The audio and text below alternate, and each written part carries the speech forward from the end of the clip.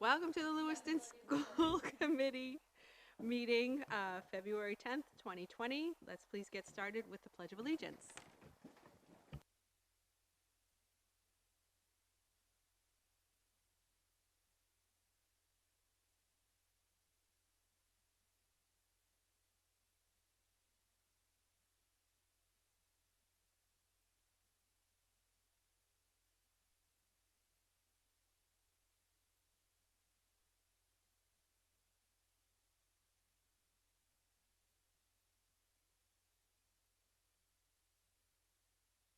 Agenda item number 2, announcement of January 2020 School Attendance Award. Superintendent Todd Finn will present. Thank you. Do I say Chairwoman Roy? Is that what I say? Is it Chairperson? Chairperson. Yes. Thank you, Chairperson Roy. Yeah, Chair. Madam Chair? Thank you, Madam Chair. At this time, we are going to once again recognize Geiger Elementary School for having over 95% attendance rate. And we keep saying that other schools are catching up. The problem is that Geiger keeps improving. And so eventually we'll have a really good problem, and that's we'll have 3 or 4 schools that are over 95%. I also want to recognize, and he doesn't know this yet, but Jim Cliff over at Montello, as I've seen a whiteboard that's in the front lobby that talks about their daily attendance, and they celebrate when they have, you know, whether it be 95 or 99% of their kids there, and that's the way you started. So Cindy, I know that you came up with Jim as your mentor, and I think that, that Jim's going to be right behind you on this one. But Cindy, if you'd come and take your miniature banner.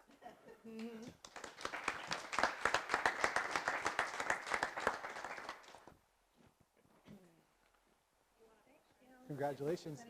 Can we take a picture still? Or? Sure. All right, cool. We're going to have an album. Yeah, yeah. All right.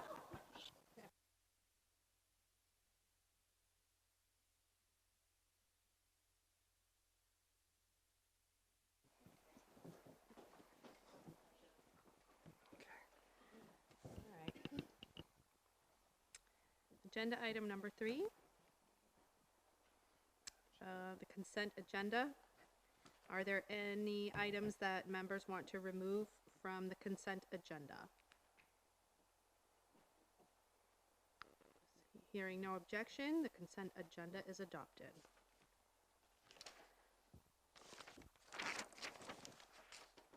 Agenda item number 4, public input. Members of the public may address the school committee for up to 3 minutes on non-agenda items now and on agenda items later. Comments that pertain to staff, personal matters, or a student issue should be directed to the superintendent or the appropriate staff member of Lewiston Public Schools. Public comments shall be directed to the school committee and be brief, not repetitive, and related to the matter at hand. Do we have anyone here for public comment? Please state your name and where you're coming from.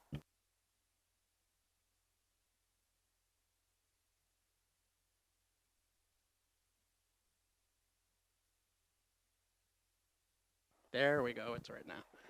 Matt Roy, Ward 6, and for purposes of full disclosure, 2014-2017, Ward 6 represented to the school committee. Madam Chair, last week I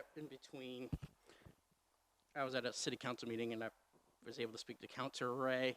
I wasn't able to make the meeting on January 27th. I had some concerns about the presentation the superintendent made on committees of the school board. There's historically, well, as Madam Chair, as you'll remember from your previous term, from 2017, 2018, there was an administrative committee, and the 2 terms before that we had an audit committee. Now, as a school board, your most important function, arguably in any sense, is the budget and finance, being a stewardship of the taxpayers' money. I might be able to buy since I was chair of said committee at one point. So, and then another point that the Councilor Ray brought up during our brief discussion last Tuesday night was regarding policy review. Per the rules that the school committee adopted this time, well, January last year, they took a very ambitious review of policy, per the procedure rules the school committee adopted then, which is very ambitious when you compare it to the 2014 rules and the 2016 rules that were adopted by the school committee. Historically, there's been a 3-year cycle review, and the point that Councilor Ray made, but they didn't do any policy review last year, which you were 91% accurate. February, you did address policy IKA for probably the 3rd time in 3 years, understandably with all the concerns locally and statewide with proficiency-based learning and, you know, those related issues about those issues. And as far as I can tell from reviewing the meeting here, well, you only actually had one regular meeting since being inaugurated. You actually haven't actually adopted any rules for this year, which I find also concerning as a follower of Robert's rules and as a parliamentarian of this board when I was a member of it. Thank you. Thank you. Any other comments? Public comment? Okay. Seeing none, we'll move on to agenda item number 5. Report from student representatives.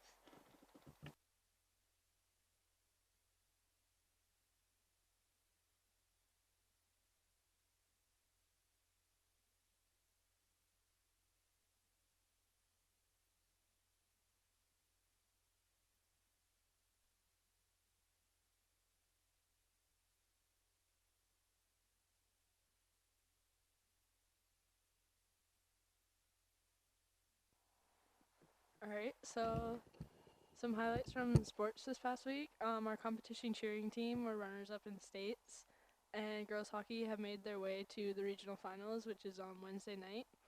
Also, our girls track were the KVAC champs this year, and also this week, many other sports are heading into playoffs. With that, at school, we've had a spirit week going on this week, and today was dress up day as someone famous, and tomorrow will be neon day.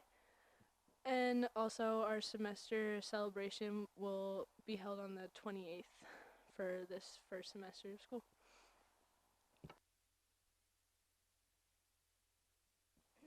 Thank you. And I hear you're playing a big role in one of those sports. So congratulations on your successful team.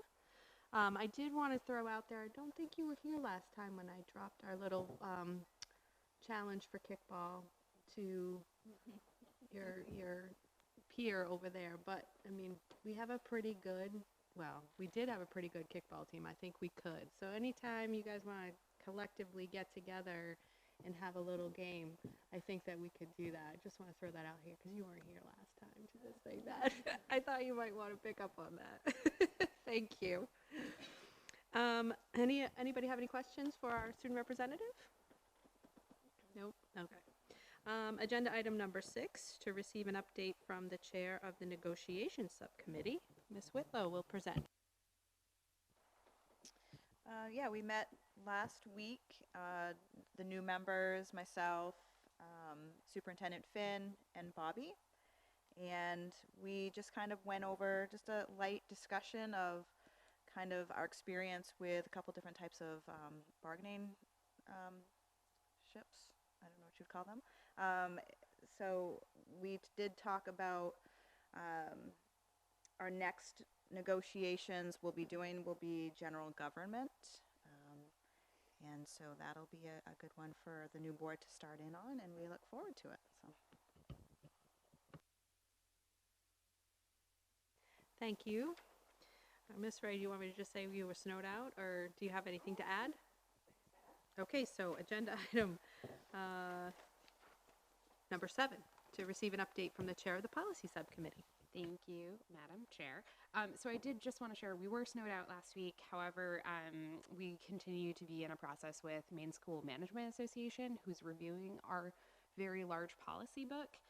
And the scope of what they're doing is they're going to identify what's outdated, what's needed, especially in terms of new laws that came through the legislature last year. And also, we might have some deletions in the process.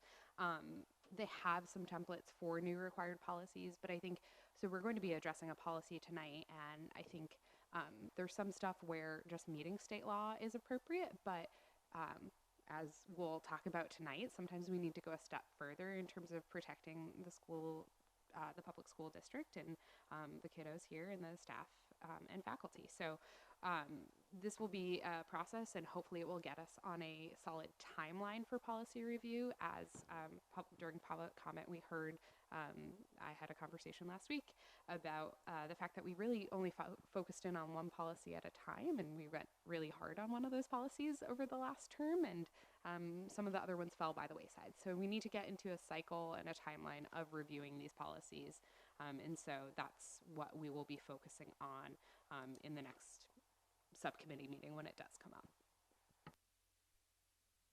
Thank you very much. Agenda item number 8, to discuss and consider revisions to policy JICK, bullying and bullying administrative procedures versus hazing, harassment, and bullying policy. Superintendent Todd Finn will present. Thank you, Madam Chair. I prepared just a slideshow of some talking points here, and just to remind folks that we're not voting on anything tonight, but we do have Ms. Parks has asked us for months now to talk about our current policy. We know that in November of 2016 was the last time that this was revised, and it's reviewed, and it's not been revised, reviewed, and it's 2020 now, and a lot's changed in those years, and our kids' worlds have changed since then. With the advent of social media that was around in 2016, essentially all of our learners who are in school right now were born into this world where everything from Facebook to Twitter to Instagram to Snapchat to things that we don't even know about yet are out there. And so it's appropriate for us to talk about what bullying is, where we stand as a district, and possibly some areas where we may want to make some modifications or revisions. That being said, I'll just use this as talking points, but when we talk about what bullying is, well, there's an act, and the act is essentially a law here in Maine, and that act was passed in 2012, and it was an act to prohibit bullying and cyberbullying in schools. It was introduced, and it included detailed definition of bullying. It mandated an adoption of anti-bullying policies, which we've got, required that all incidents of bullying be addressed, and required the training of staff in the best approaches to implementing the law, and it identified really 3 categories of bullying. We know physically harming a student and their property or placing a student in fear of physical harm could be considered bullying.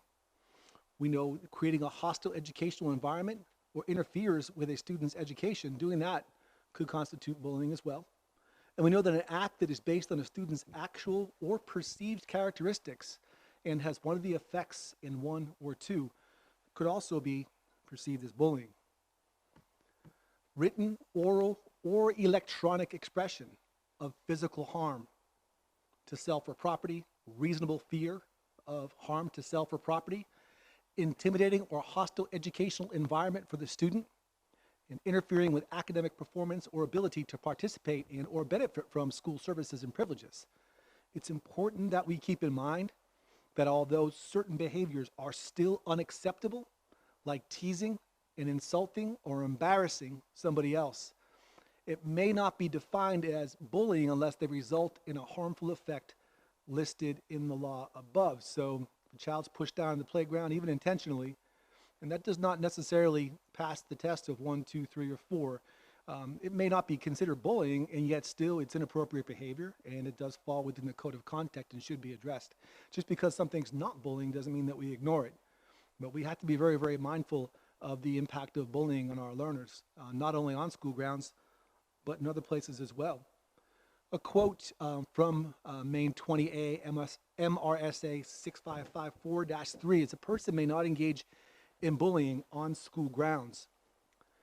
The superintendent or the designee must ensure all substantiated incidents of bullying are addressed. We can't ignore these things.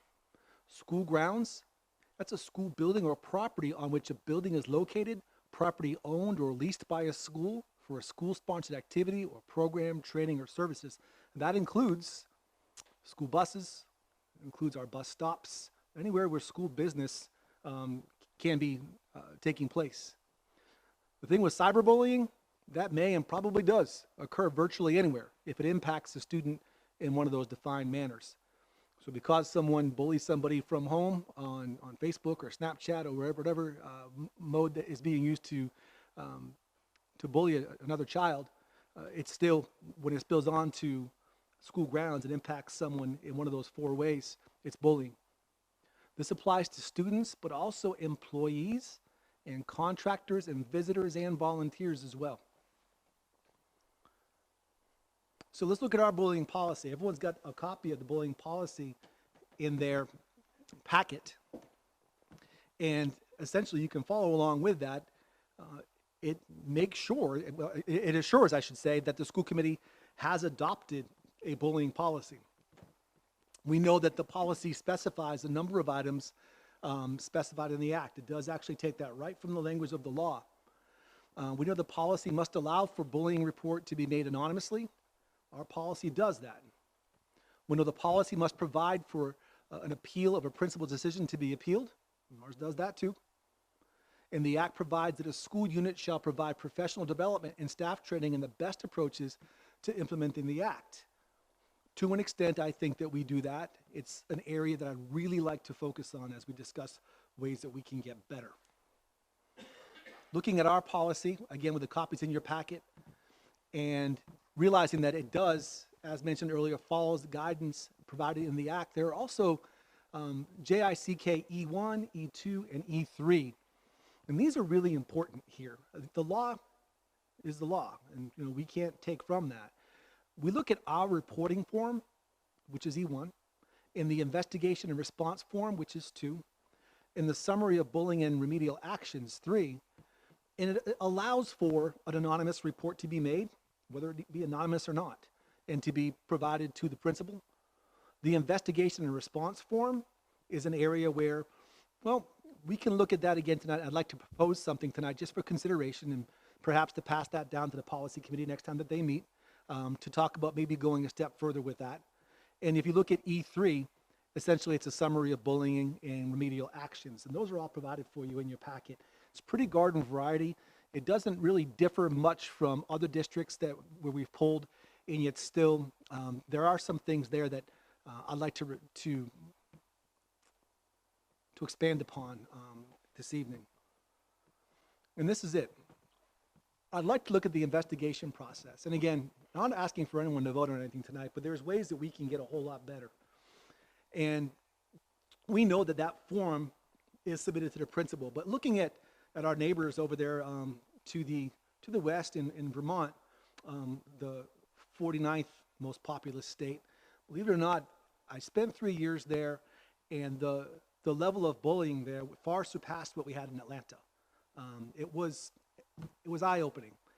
The state of Vermont did a very good job in the year 2016 of adopting a law, and they called it the HHB law, so we had HHB policy. And HHB stands for hazing, harassment, and bullying. It took 3 different behaviors, and it split them up. And it communicated out to staff and to parents what those things were. We know that hazing is often most associated with athletic teams or organizations. You've got to shave your head or do something to be in the club. And in Vermont, that's illegal. It's illegal here too. We don't do that here either. Harassment, that has a lot to do with protected class. And Vermont does a really good job at breaking that out as to what that means. And then the bullying, it looks a lot like what we've got. It does talk about the behavior over a repeated period of time. So again, if a child's pushed out on the playground and that was done intentionally, and then it happens the next day and the next day, we've got ourselves a pattern here. We know that what we just read from our own law does delineate between inappropriate behavior and bullying. We know that we have that. I'd like for us to really be able to maybe add a little bit more into our policy around what that means. And again, something for our policy committee to really start discussing next time that they meet in March. What I like about the experience I had in Vermont, I don't ever like having to experience bullying at all. And I've seen it as a principal in Vermont, saw it in Atlanta, saw it in Carolina. Believe it or not, I saw it in the more rural schools than in the urban schools, which was very, very interesting. But the investigator begins a process. And the investigator is actually not the principal. The principal receives the form and looks at that and says, you know what, we may have some bullying here, and hands it off to an investigator. The investigator could be someone who's trained in investigating, perhaps a school counselor, perhaps a social worker, somebody who is on campus, and they got a job to do now. I've included in your packet, you'll see something from Mill River Unified Union School District, and it's pretty in-depth. That's just the investigation. Their investigation process is longer than our policy. It walks things through date, time, and the whole point of this is communication. Parents of students who are being bullied need to be notified. A report was made. Parents of even the alleged perpetrators need to be notified. A report's been made and we're going to investigate. And here's what that means. Great care is taken to make sure that during that investigation process, which is not done necessarily quickly, but it's done swiftly enough so that we can get to the bottom of what's going on and what we're going to do about it. As the investigator begins that process and makes sure that communication is out there, the documentation on each and everything that's done is very, very critical. We got ourselves to the point where we intentionally recorded testimony and we transcribed that down. It was very important. Consistency is key. How we handle bullying needs to be very, very consistent from school to school. Consequences and next steps are very restorative in nature in Vermont. Believe it or not, the answer isn't always, let's throw somebody out of school, keep them gone for 10 days, bring them back in. What usually happens is they come back in, and unless we have a restorative practice, or unless we have ourselves a reentry process to try to right the wrong and build a relationship, they come back in more upset, more angry, and probably violate all over again. A popular take on it is we should just suspend more. And that may be the case in certain situations. Our practice probably needs to specify being a lot more restorative in nature. Our middle school does a phenomenal job with restorative practices. Our high school has got James Ford, and who better than to help us with this process, especially in terms of bullying. Perhaps the most important aspect that I'd like to see us incorporate more into our work is following up and checking in. You may have investigated, you may have substantiated, you may have had findings, and you may have imposed consequences. Once that's over with, and even restorative practice takes place, that investigator, that principal have got to work together to follow back up, whether it be 2 weeks, it might be a month, just check in. Because we don't want to get ourselves into a point where folks can just go ahead and play the process. We want to make sure we check back in. This is a lot. Bullying is a big deal. Down south, where there's a ton of billboards for every type of legal service you can imagine, bullying law it's a business now. There are folks that specify in that, and rightfully so. If school systems are not willing to adopt policies, as we have, but also have the wherewithal to follow up on that and even revisit them bravely enough to make them even better, there's always going to be a loophole. We don't ever want our kids going home feeling a certain kind of way, feeling as though because of the way they look or the language that they speak or how they identify or what kind of clothes they wear or what kind of sneakers their mom bought them or what they eat for lunch makes them any less than anybody else. And oftentimes in a very cruel world, and it went on back in the 80s too, but now you can put that on blast and 1,500 people can see it in a second. And kids know that too. So as perhaps our policy subcommittee can take a peek at the very detailed document on HHB, maybe it would be room for discussion at our next meeting. I'm almost done here, I promise. If you visit the website stopbullying.gov, it's pretty awesome. It addresses bullying today, and believe it or not, what we have here is actually very reactive, and we have to be sometimes. If it happens, we have to react to it. But I would submit to you that when we're a lot more proactive and we shift our mindset to prevention, it will actually shift the culture as well. We have to be able to assess where we are with bullying right now.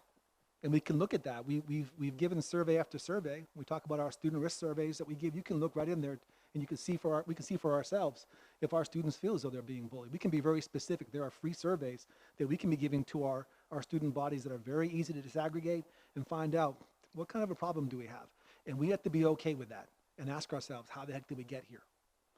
We have to be able to engage our parents and our youth and tell them this is what bullying is and this is why it's not okay.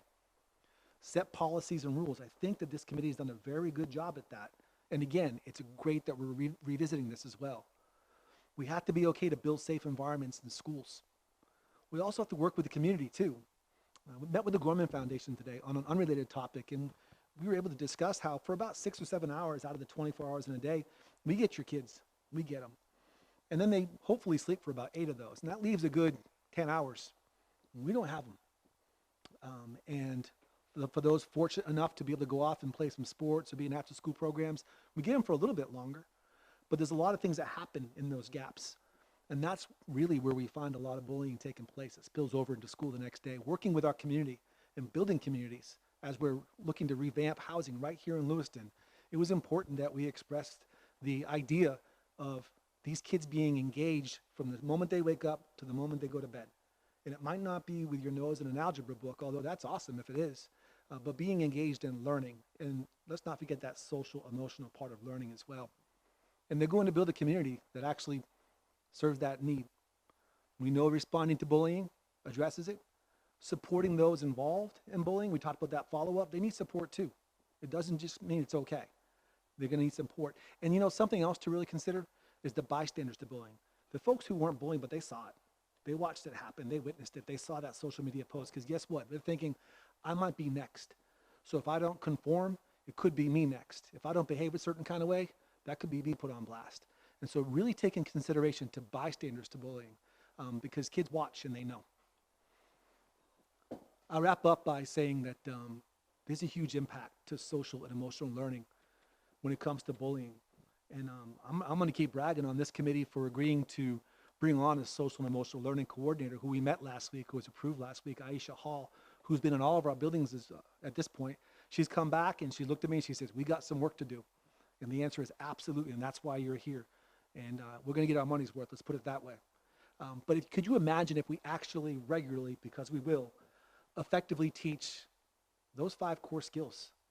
And if we effectively teach self-awareness, self-management, and social awareness, responsible decision-making, and relationship building, we could address bullying very proactively.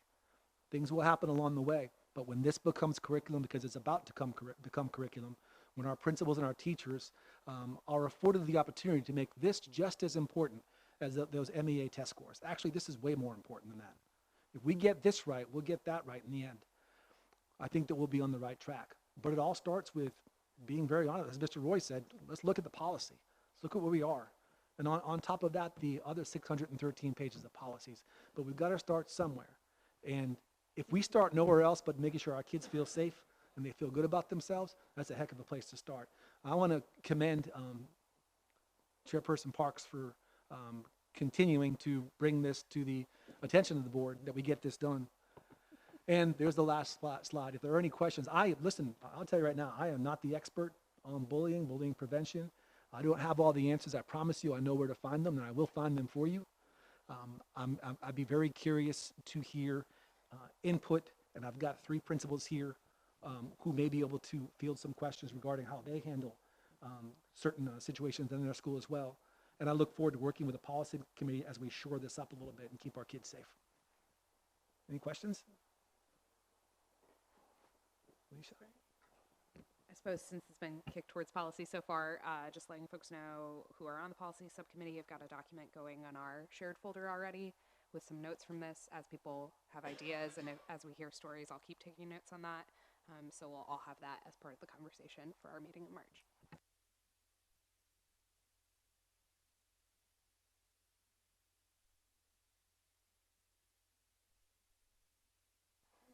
Is there discussion or questions from committee members? Kieran? So I was wondering what data we have right now about where we're at in terms of bullying. I mean, obviously critically important to address, to reduce, but one of the ways that you reduce something is you know where you're at and measure where you're at 6 months, a year from now. So do we have any data on that? That's a fantastic question. Absolutely. We have several data points. We know that we've adopted the philosophy of continuous improvement. So you have to ask that question, where are we now? How do we get here? Where do we want to go? How will we get there? How do we know it's working? And what do we keep doing? So that first question, where are we now? Looking at our student data that was collected after last year, where students can flat out tell you, you know, I feel like I've been bullied, or maybe I've bullied somebody. You know, I've tried an illegal substance. We've got all that. We can pull that. We've got a phenomenal continuous school improvement coordinator in Caitlin. If you've met Caitlin, you're probably pretty impressed. And Caitlin would love to be able to partner up with our building leaders to administer just very short 5-question surveys that can give us more. Sometimes students take surveys seriously, sometimes they don't. One thing we can also look at is we can pull data from our Power School. We can see, well, how many infractions have there been, because we record all those in Power School as well. But I think that what really concerns me the most is the things that don't get reported. And the things that never make it to the principal's office, because they can't know everything. And for our kids to feel safe to say, you know, I'm going to come forward because I know someone who is being treated a certain kind of way as well. And so we need data on that too.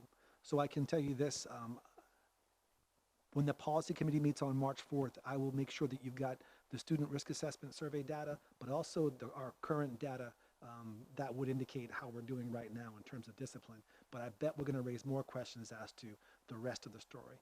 And we're really good at getting that information too.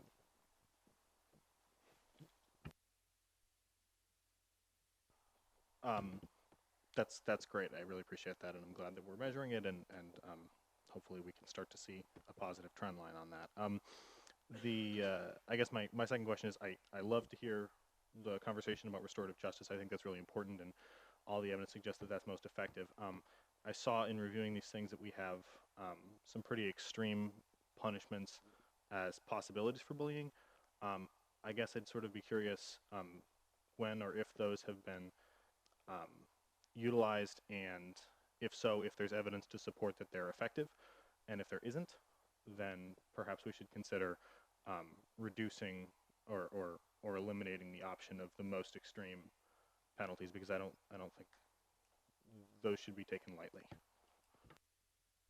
That's another phenomenal point as well. I think that we can all agree that the way that we used to deal with things and the way that even today that we deal with things sometimes can be very reactive and very time out in nature.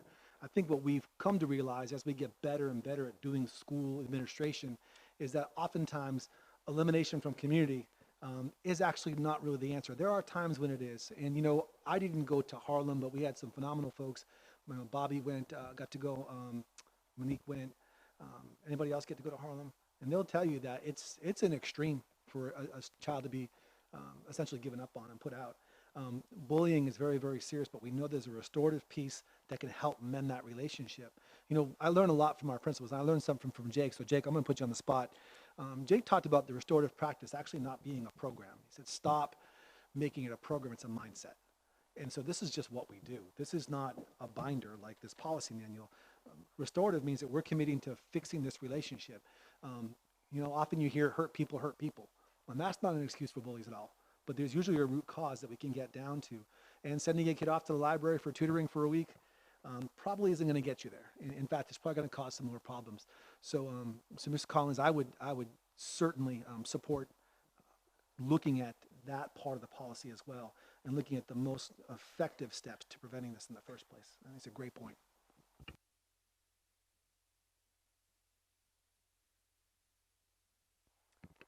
So I have a whole bunch of things that I wanted to mention in this conversation. I know a lot of this can carry over to the policy committee.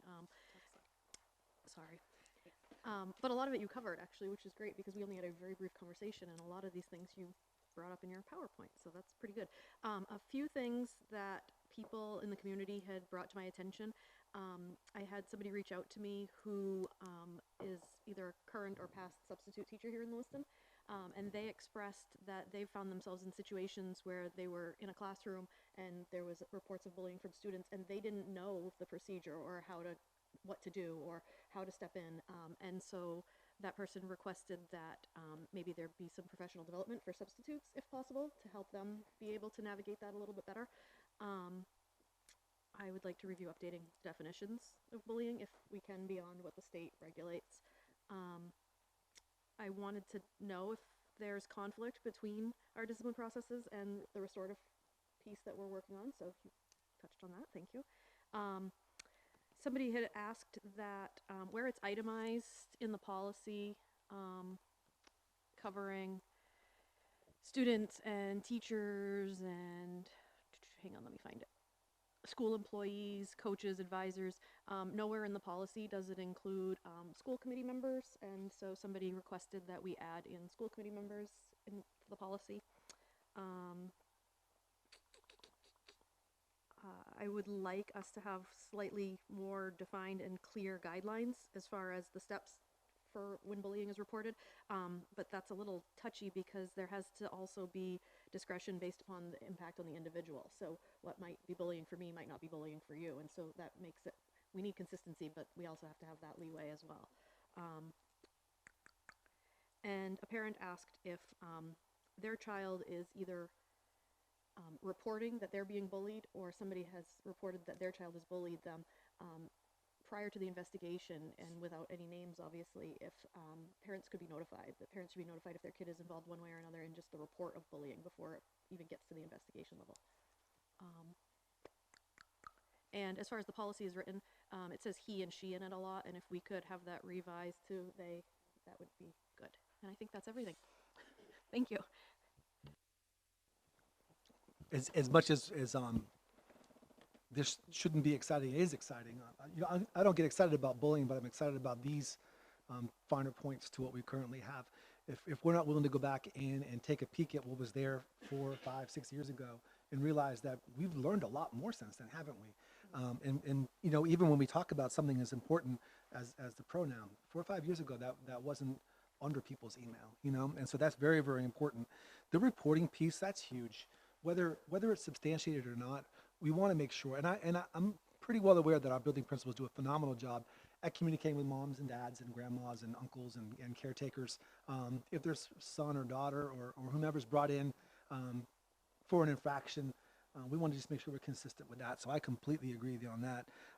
Easy to add in school committee members. But I'll tell you, I mentioned it early on, so I'm glad you brought it up, Megan, was that an area that I think we can get a whole lot better in is that professional development piece. And that's for everybody. That's from our school bus drivers and our substitutes, our cafeteria workers, our teachers, obviously, everyone who comes in contact with these kids to recognize it, but also for our learners to know that these adults are safe people to speak to. And maybe a kid won't necessarily have this form with them. They probably won't, right? But know where to get it. You know, Mr. Collins pointed out earlier in the week, we've got to make these forms a lot more accessible than in this. You know, and so we've got, of course, Caitlin's working on that for us right now too, to make sure that these forms are accessible.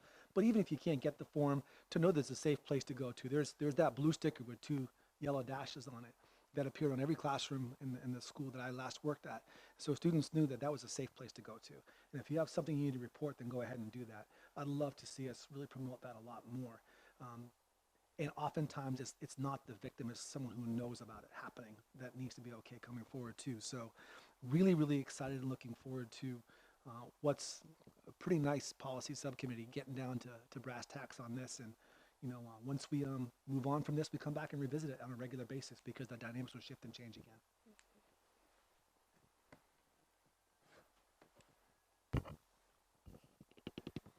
And I'm pretty excited that this is the deep dive into policy, gives us a chance to look at that language as well. It happened with contracts and negotiations. That was super exciting to be able to do that, and I'm looking forward to that happening with all of our policies as well. Any other committee members? Yes. I just wanted to say really quickly, and I've said this before, I was a school bus driver. Teachers are aware of what it's like to have a classroom full, try a busload full. I'm really thankful and excited to see such a deep dive discussion about this issue, but including buses as schools areas as well. In one of my past jobs as a driver, that was not an issue, that was not seen, which meant that addressing the issues were a lot harder. I could address it on the bus, but then did it get back to the school? Most likely not. And issues like bullying really need to be addressed everywhere they occur, not just where they happen to be at that moment. So I really like this. I'm glad to see it happening.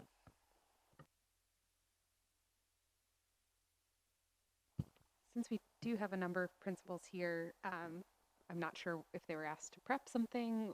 I just would love to hear perspectives on things that would help you in a policy, to if things could be standardized in one place but a little bit more flexible in another. If you have opinions, I would love to hear those.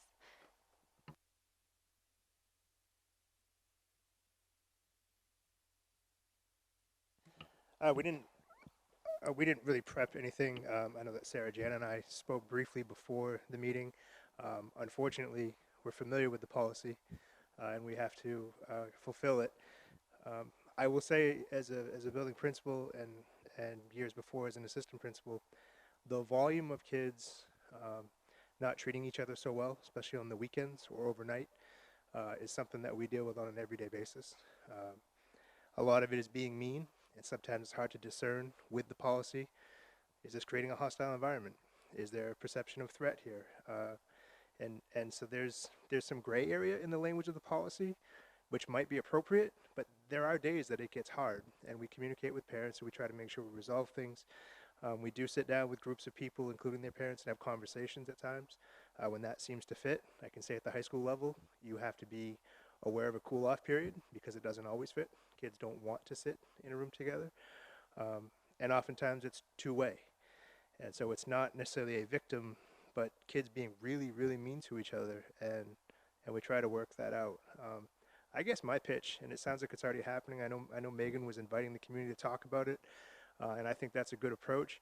This is a community thing, and so as much as we can rein kids in, I mean, I don't want to tell parents how to parent, but nothing good happens on a cell phone at 11 o'clock at night. I just, put them away, leave them on the counter in a space that's not a bedroom or where you sleep, and, shut them off and go back to it the next day if it's a tool you want to use. But there's a lot of little pieces of advice that I think, as a community perspective, this is a good opportunity to have a larger conversation about how kids treat each other in general. And I would say not just kids. I would say adults. I know as an administrator, I get some phone calls multiple times a week that can be pretty direct. And I think part of the success of our administrative team is that we want to hear those problems, and with all those conversations, there are truths and there are passion for their kids to do well. But there's also an approach that I think is effective, and that's why I talk about restorative practices. It's not just what you do after, it's how you approach everything. And there's truth in those conversations and those grains of salt, but parents can really get after teachers too. And so I think it's a collective, it's a whole. Our teachers work very hard, our administrators work very hard, and our kids are good kids, but they're learning. I think as adults, we have to be role models.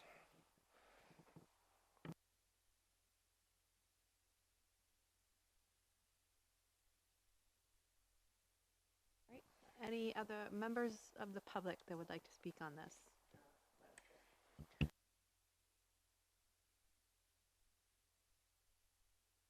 Matt Roy, Ward 3 again. Superintendent Friend, could you put I want to point something out from your, if you don't mind, to the government website slide, for lack of a better term.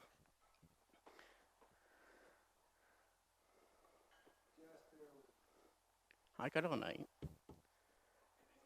Hey, I've been in meetings here until 1 a.m. in the morning, so.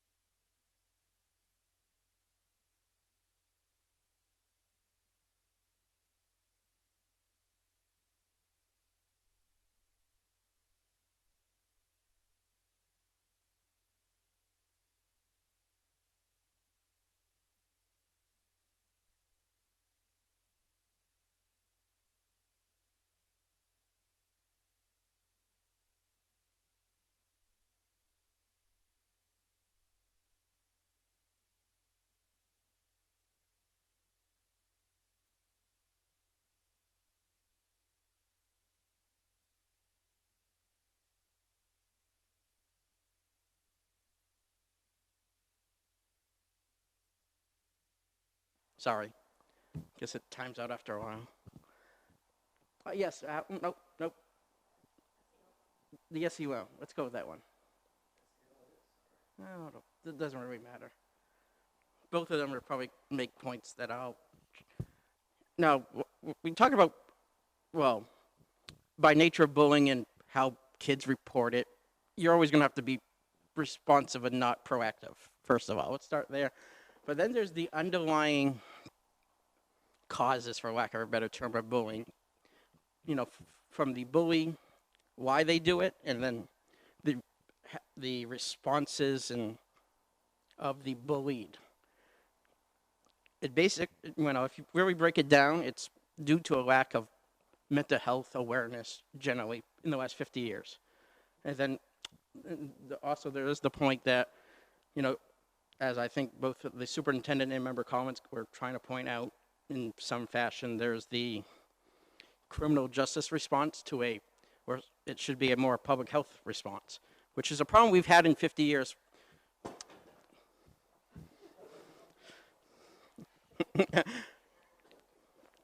You have that criminal justice type response to a problem, not just bullying, but other things generally in society. Well, a public health response is the much more effective and right approach. You have to have that to balance with. And to the point, I think that some members of the school board were saying at the beginning of the presentation that this wasn't revised in 2016. I invite you to go to your website, go to the meetings from September, November. It was revised. Miss Avery over here can probably attest to this. You didn't actually write the memo that from 2016, but the DOE, ME, the Maine State Department of Education, September 1st, put out a priority notice, which was the impetus of back in 2016 in September and November, because after reviewing those minutes and the documents relating to the associated parts of this policy, the policy itself, the procedures, and E1 through 4. There is actually E4, which is basically just a flow chart which visualizes everything, for the visual learner. Based on that, it was revised. Thank you.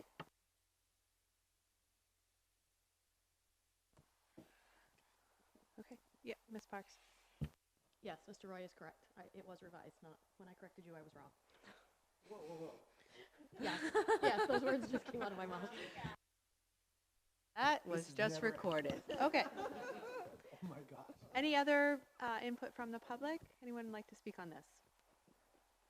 Any other members? Mr. Potvin.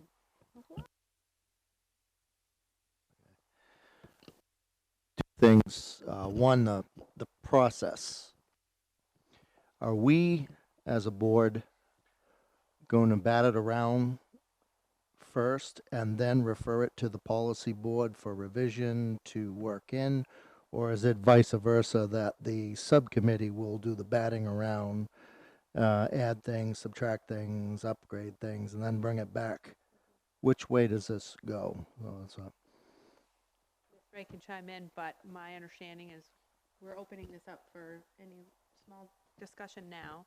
It's going to go to the policy committee, then come back with recommendations to the full board to then discuss in public session. And I'm guessing that'll take a couple of rounds anyway, because this is so in-depth, but. Yeah. So it will, sorry, I lost my train of thought after that. So taking notes on everything that's being discussed now, I think I'll probably open it up to an email discussion too, if folks have thoughts after. I know people process at different speeds and times, so we'll take more feedback, and obviously there's more people to talk to about this. Have a work session probably in March on it, see what we come up with, give that to the board, committee to look at, and then probably go back for revisions, and I would assume a final adoption in April sometime. And I just want to point out that those email communications would be individualized to Ms. Ray, and they are not up for discussion within email. That's the rules.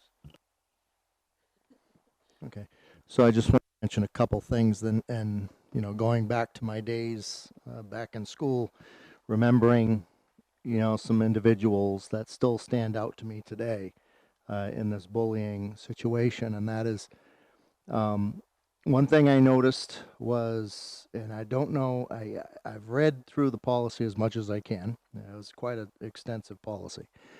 I think one thing that stands out to me is someone who is a repeat offender, that once they've bullied, they don't stop bullying, and it's a multiple event situation a lot of times, at least what I saw in my experiences. And if that could be expanded upon on the investigation piece, not just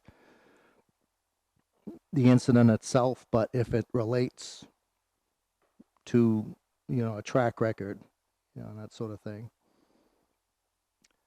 Second, I didn't see a lot of these policies when we're trying to make a statement, I didn't see a clear statement anywhere that says that we have a zero non-tolerance policy on bullying.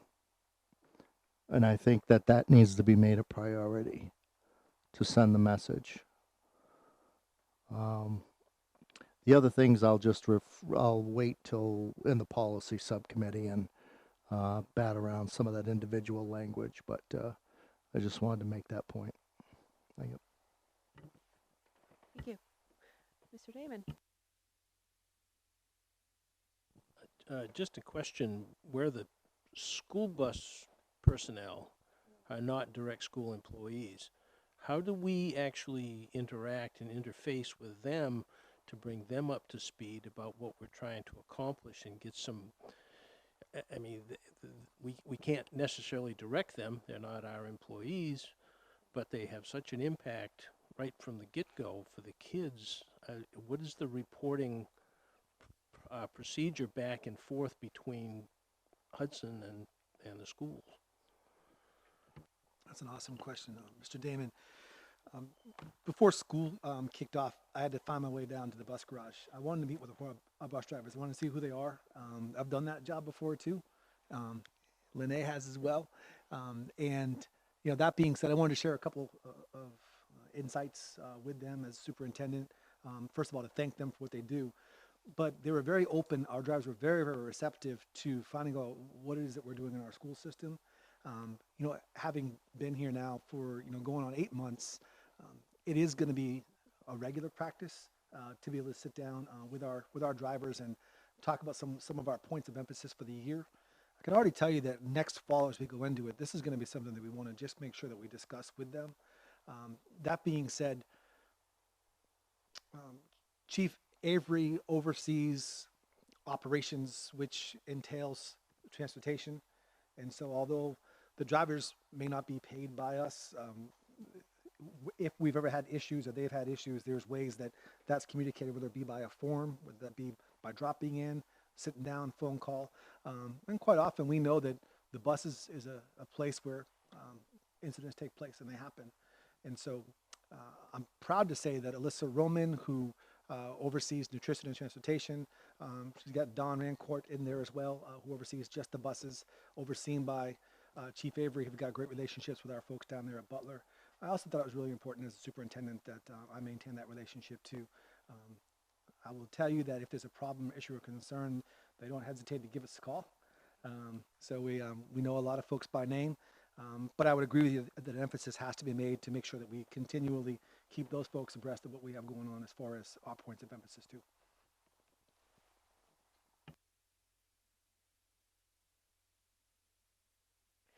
Anything else? Great discussion. Thank you all. This is super important. And I mean, the work that was started here was good work. And so we're going to build on that. And I think that we're all down for expanding, knowing what we know between 2016 and now. So, okay. Agenda item number 9, to receive a revised school committee schedule of meetings and workshops. Mr. Finn. So this is pretty simple. It's in your agenda packet. It's 09D, I believe, and that will just give you an updated calendar of when we're meeting when it comes to our subcommittees, but also our workshops too. We have some really interesting topics that are on there. Obviously through Madam Chair Roy, if you have any suggestions or revisions, wide open to that. It's very easy for me to do. But I thought it was important that folks knew what we have coming up. In fact, our next workshop would be at 5 o'clock prior to our next board meeting. And I believe Member Collins will be addressing the committee on the very important topic of carbon neutrality. And we'll talk a little bit more about that when I talk about our Genius Hour we have coming up. So, but it's there for your perusing. If you need that printed out, just let me know, and I'll take care of it for you. Okay. Agenda item number 10, report from City Council Representative Ray. Thank you very much. Just given the conversation tonight, I did want to highlight a Lewiston Youth Advisory Council program that is an anti-bullying panel discussion on Friday, February 28th at 6 p.m. at Geiger School. There will be personal experiences shared. Miss Main will be there, and then there will be questions and answers and opportunities for community input. I have it on my calendar, so maybe we can gather some community input as we're considering the policy. But I'd encourage folks to go to that and support the Lewiston Youth Advisory Council, which is a really active group of youth in our community. And our former committee member, or now Counselor Jensen, is their advisor this year. So some great tie-ins to the work happening with our school system. The second thing that's very pertinent, so tomorrow at 6 p.m. we will be having a council workshop, and the first item in our work session is reviewing the proposals to acquire Martell School, which, as you may recall or may not, was Martell Elementary School. That property ceased to have educational function and was turned back over to the city. The city put the property and the building out for bid. We received 3 bids, and we'll be discussing this tomorrow. There's a bid by Gendron and Gendron Corporation, one from Lewiston Housing Authority in partnership with Avesta Development, and one from the Share Center. All of that information, I believe, is available online in our on lewistonmaine.gov in our agenda area of the website, but I'd welcome any feedback if folks want to give it tonight, and I will try to represent that. You will recall also, as part of the bid process, the school committee expressed a preference to keep the play area in the green space. We included that in the bid, and that's also a factor in the 3 bids that came in.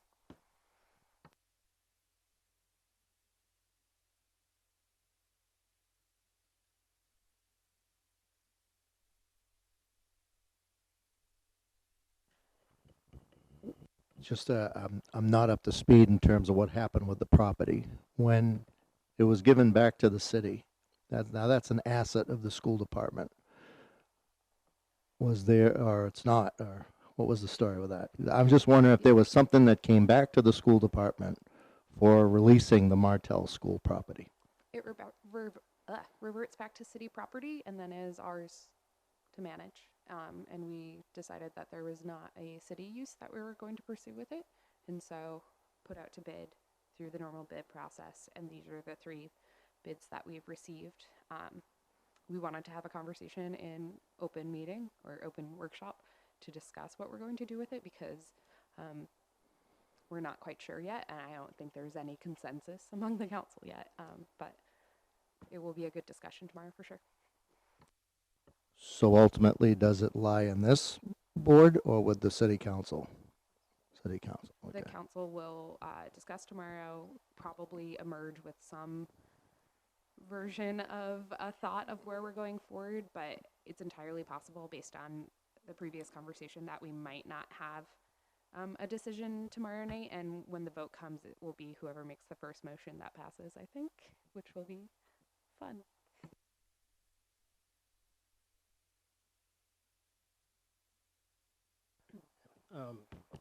I was involved with Connor's construction and also on planning for many years, and I know we discussed several times about what the ultimate outcome would be for Martell.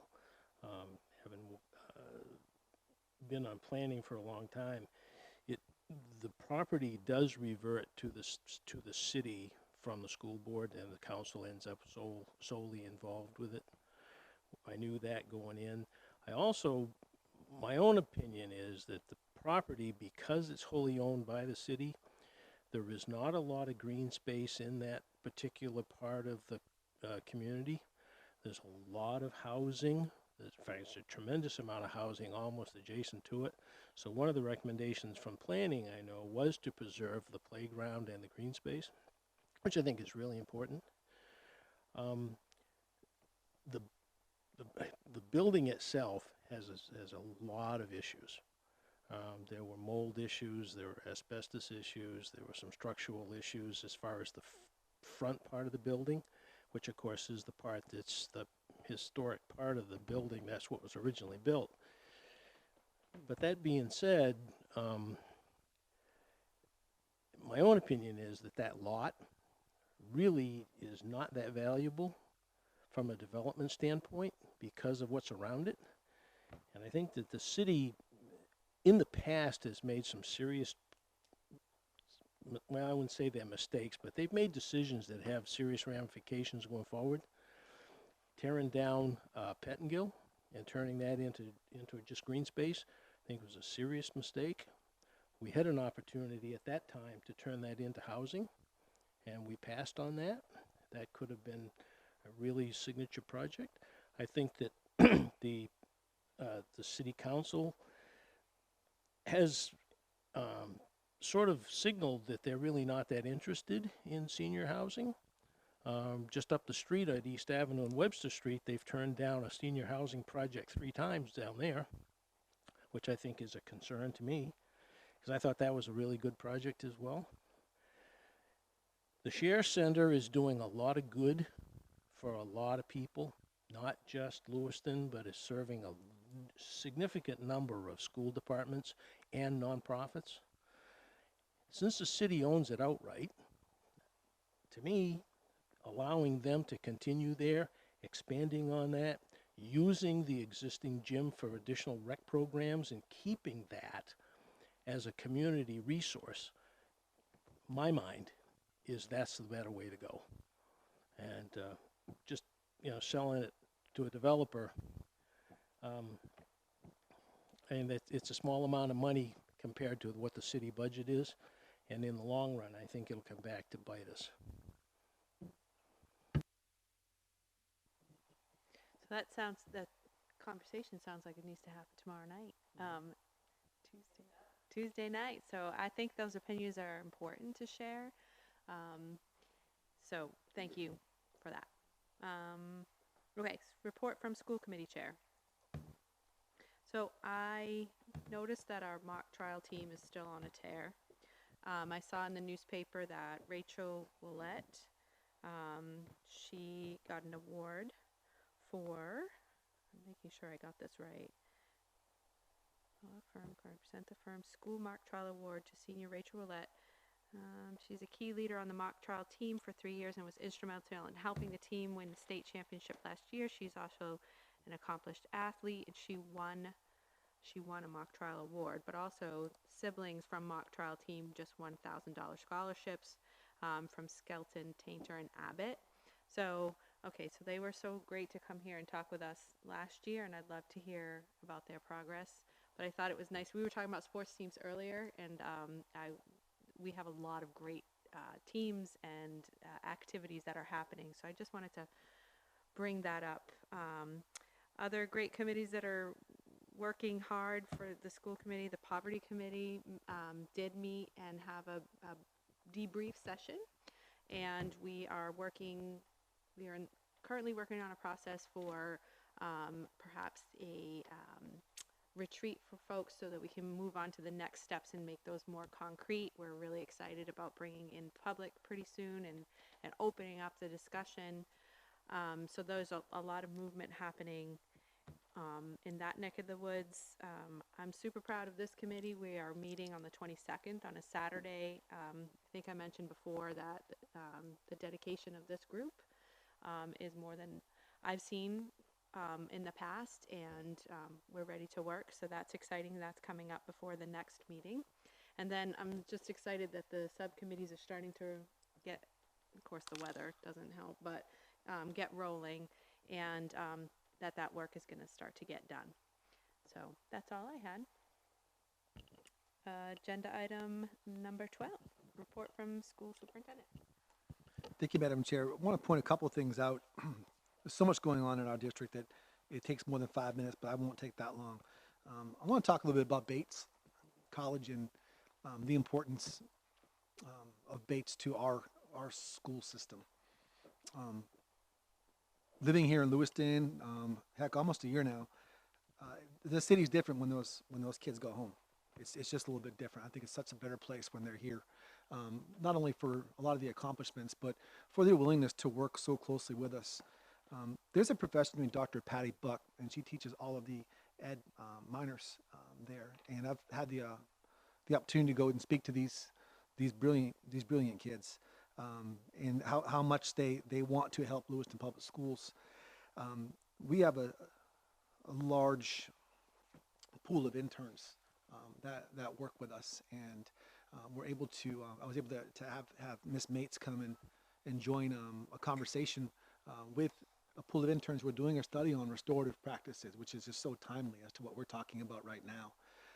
And we spend some good time with them, letting them know how much more work we have to do before we can even say we're really good at this. We have a long way to go. But Bates has offered to help. And they've got some resources that are more human resources than anything else to help us out. But I'd be remiss if I didn't point out somebody who you've seen her here. She comes to most of our meetings. She's here a lot on Thursdays and Fridays, does a lot of Friday school visits with me, and she's a senior at Bates now. And Tess Black, you just waved to the committee.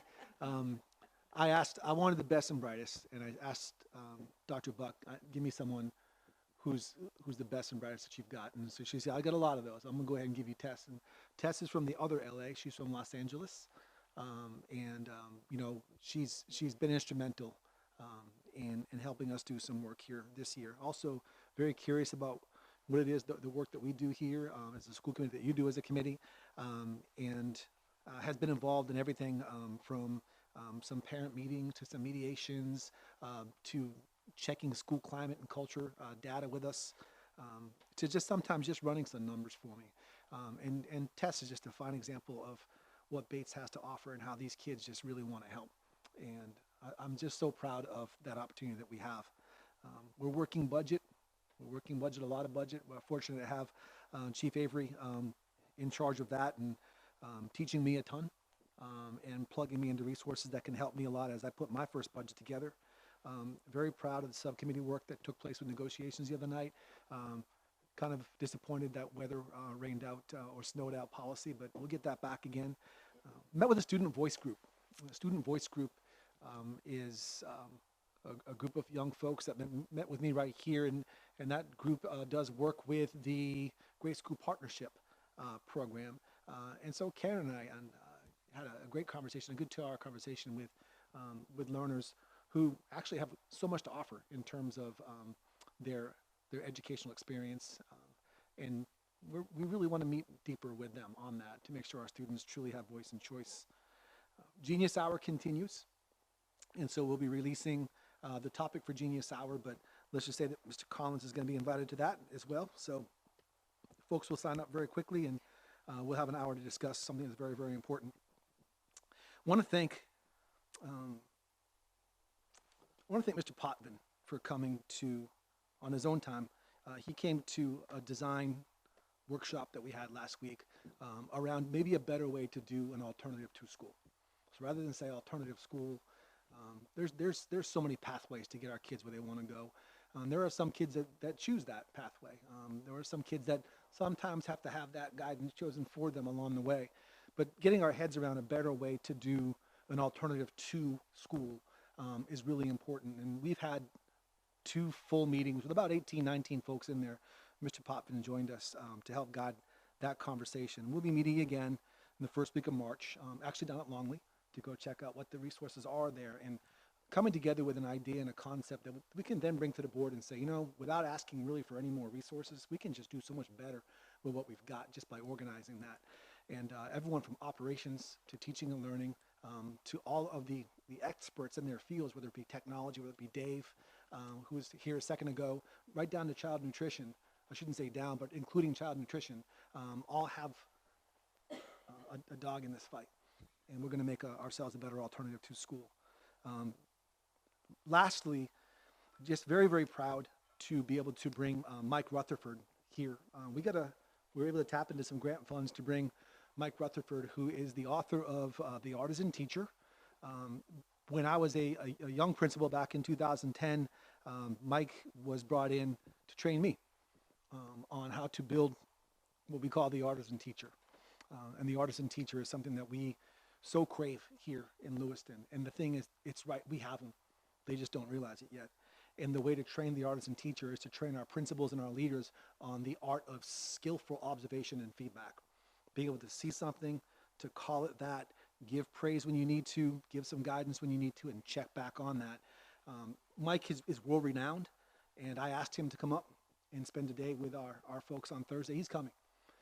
I was so thrilled to see a big old box show up in my office the other day, and those are all the materials that Mike's taught me with. I remember having those things. And I sent him a text and said, Mike, your stuff got here, now you get here. And we'll see you on Thursday.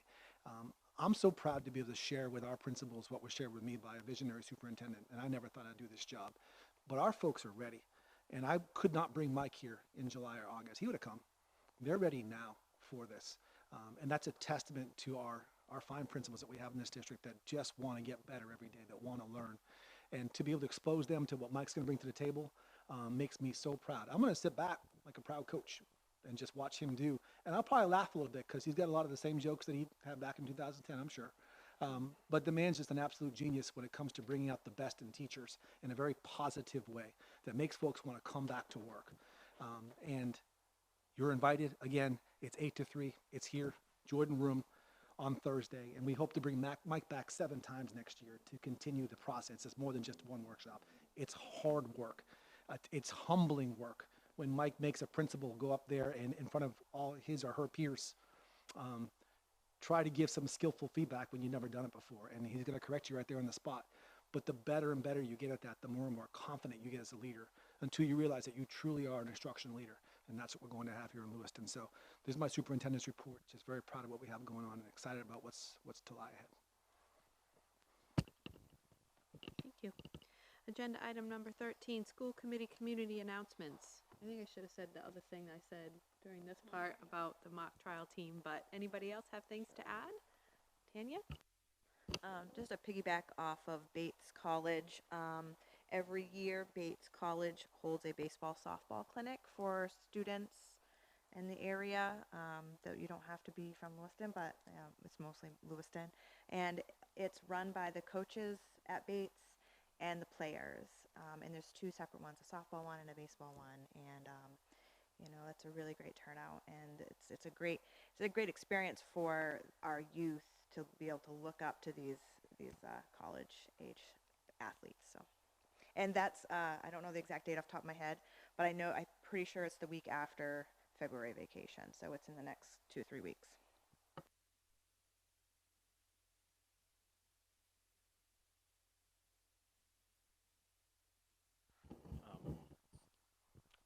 That for members of the community who may be viewing these meetings, that folks are now able to cast absentee ballots in an upcoming statewide referendum that should have rather considerable impacts on public health in our schools, and that for anyone who is a Democratic voter, they're also able to vote in this seemingly never-ending presidential race. But that folks should know that that's now an option at City Hall.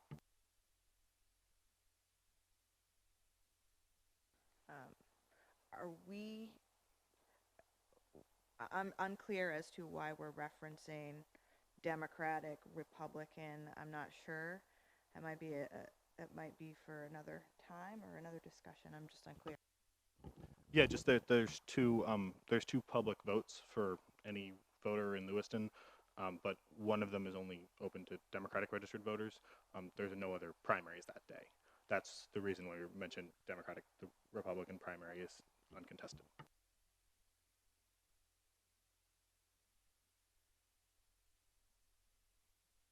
Sorry, I should have mentioned this earlier on the workshop sheet that we did. I know that in the past we've talked about having a meeting with Auburn School Committee, but we've never had one. And I don't know if we just, if is that written that we're supposed to have one? And if so, do we just take that out, or do we actually make it a point to actually do it this year? Is there collaboration that needs to happen? It is part of the procedural rules, which a member of the public earlier referenced that we have not adopted yet, but I want to double check on that because I think we might have done it during our Saturday meeting. I think. So we should check and see if it's in that set of rules that were adopted. Check that those are online. Check if it's in there. I personally would argue that I don't know. I think there's a lot of work to be done on our side of the river, and I think we are spending a lot of time, and we should spend a lot of time on these workshops and working on ourselves before we engage in a relationship, I guess is the best analogy I can come up with at this moment in time. I think we are sharing information with Auburn through the Regional Service Center. There's a close partnership there, and we're also sharing with the two other school units that I won't remember the names of right now. Poland and Levitt. Thank you. I was trying to think of their MSED or whatever units they are, but I personally do not think we need to add yet another meeting in which we're not trying to collaborate on goals for that when we already have the Regional Service Center and our own work to do personally. I don't know if I mind. All right. No, it's nothing bad. I agree with Miss Ray. I think we have a lot of work to do here. I feel like it's always been a time issue. But at the same time, why are we not collaborating? Where is that communication besides the service center? I mean, we are one in a sense. I mean, that there's a lot that I think relationship building is probably the key part that I'm thinking. Maybe not necessarily like right out the gate like goals, but relationship piece.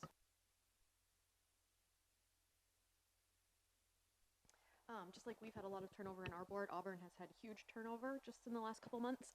So if we're going to do something like that, I would recommend waiting until everybody gets a little bit more settled and knows really what's going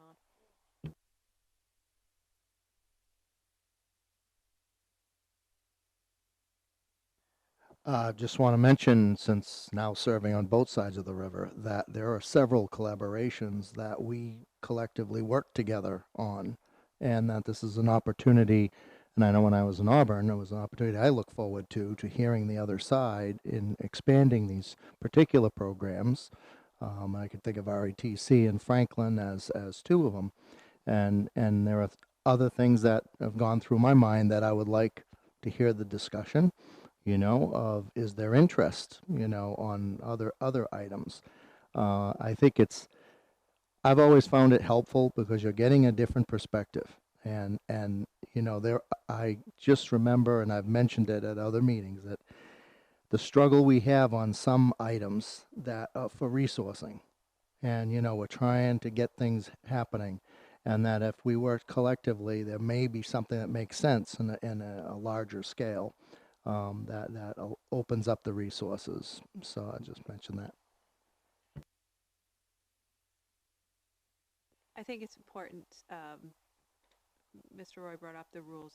I did write that down. I asked Superintendent Finn to write it down to make sure that we did check that. But also, if that's on there, do we honor it? How do we have that discussion? So yes, and I'm not sure if that's a future agenda item or a community announcement or where it falls, but this discussion is definitely worth having.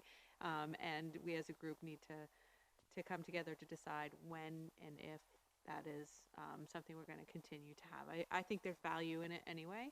I agree. I love hearing how other committees are working, and a lot of students go back and forth across the bridge, and they may be here one year and they're on the other side of the bridge the other year, and so I think it's important that we hear everything that's happening and we can learn from each other, whether we're in infantile stages or there's more mature ideas out there. So one more. All right. I don't speak a lot, so let me speak. So I know that Auburn right now is going through what we went through last year, right? With the superintendent search and all of that. And we know how chaotic and overwhelmed and everything that we were. I could imagine what they're going through, and this might not be a good time for them. But I think if Mr. Potvin has a relationship with anybody over there that can say, hey, what do you guys think about maybe sometime later in the year? I don't know if you still have relationships with anybody, but he could be our shoe in there with that. So I like nominating people to do things, right, Alicia? But yeah, that wouldn't be a bad thing to start the communication. Do we know if this meeting between Lewiston and Auburn is still in Auburn's procedural rules? Or is it just something lingering in ours and not even on their side at all?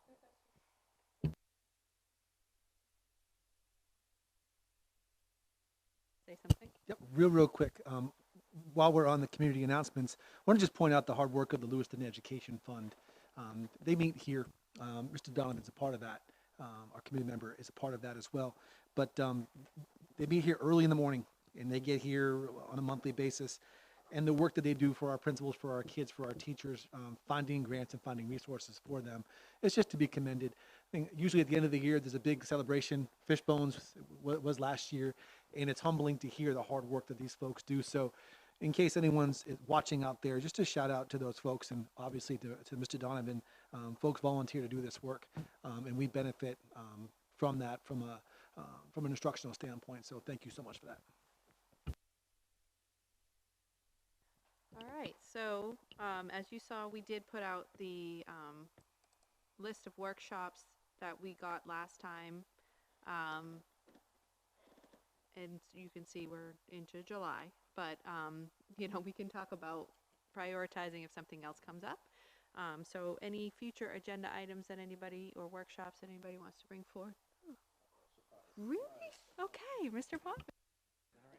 All right, so the thoughts this week, looking at the schools, there's one thing that stands out to me, and that is I just don't get any sense that there's any extra space in the schools at all whatsoever. And I'd like to know, getting into the budget process and also planning for CIP in the future, that we have a report on our capacity at our schools and where we're at numbers wise, what's our projection of where we need to go and how this is going to work. So That brings up a good point.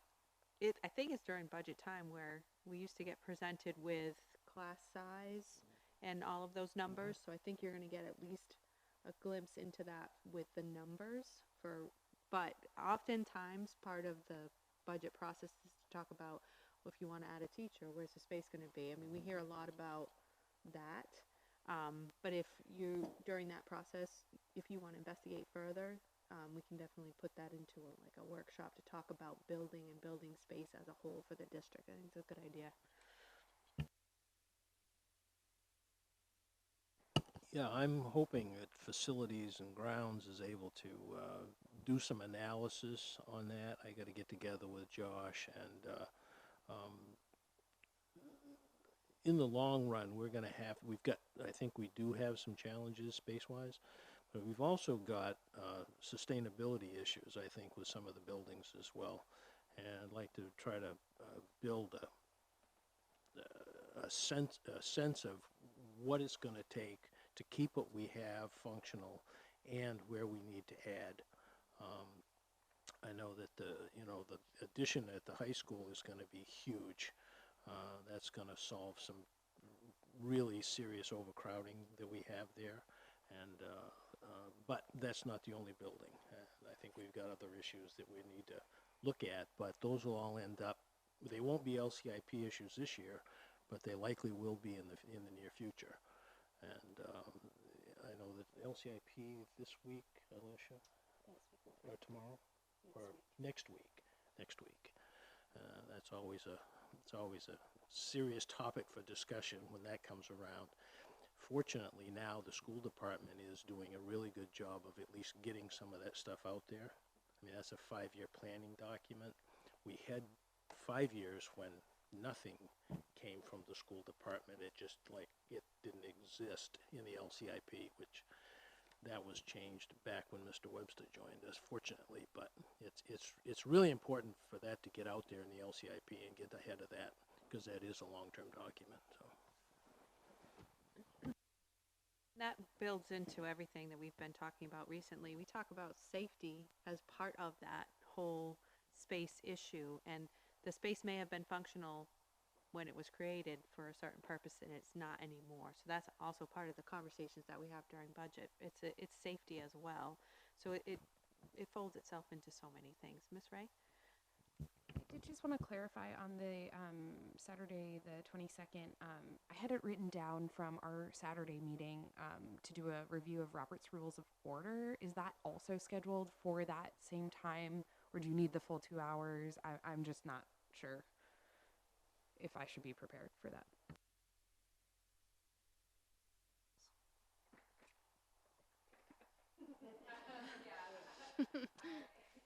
If you tell me what time it needs to be done in, I can do it in that amount of time. I can give a super distilled or a super lengthy.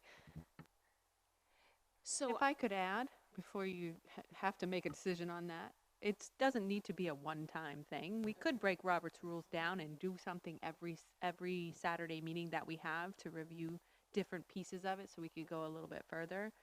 So that gives you a little wiggle room. I just need to know beforehand so I can prep and do it is all.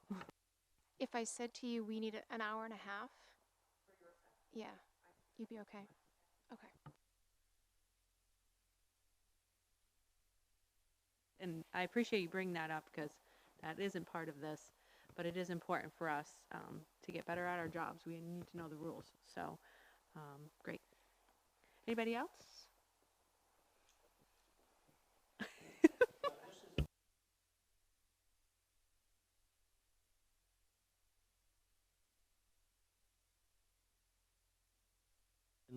In looking at the personnel policies that Bobby gave me, there appears to be an error.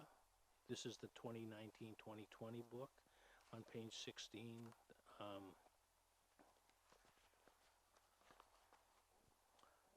Food service substitutes.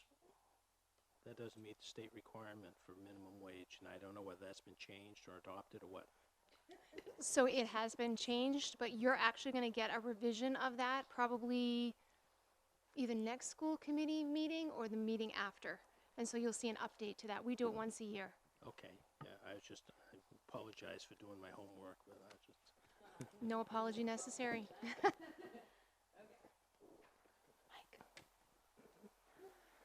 Okay. Is that it for future agenda items, workshop? Okay, I would entertain a motion. Motion to adjourn? Second. What we're motioning? Yes, ma'am. All in favor? Great. Thank you. Have a good night. Oh, boy. No headshot. No, so it has to look like I'm doing stuff. Just take that one row of chairs. These cameras don't like me.